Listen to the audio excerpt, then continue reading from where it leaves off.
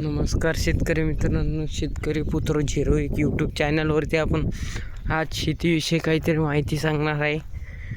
तरी सर्व शेतकरी बांधवांनी सध्या आपल्या सोयाबीनला तणनाशकची फवारणी करायची, कारण की आता सध्या तर 8 ते 10 दिवस खूप पाणीच चालणार आहे. कोणत्या कोणत्या भागात तर कमी प्रमाणात पाणी येणार आहे, कोणत्या भागात तर मुसळधार पाणी येणार आहे. तरी सर्व शेतकरी बांधवांनी ही काळजी घ्या की आपल्या सोयाबीनला फक्त फवारणीच करा. आता सोयाबीनला फक्त व्हायची अपेक्षा करू नये.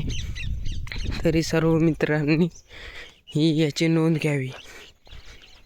शेतकरी पुत्र यूट्यूब चॅनलला शेतकरी पुत्र 01 यूट्यूब चॅनलला सबस्क्राईब करा आणि एक शेतकरी मित्राला सपोर्ट करा.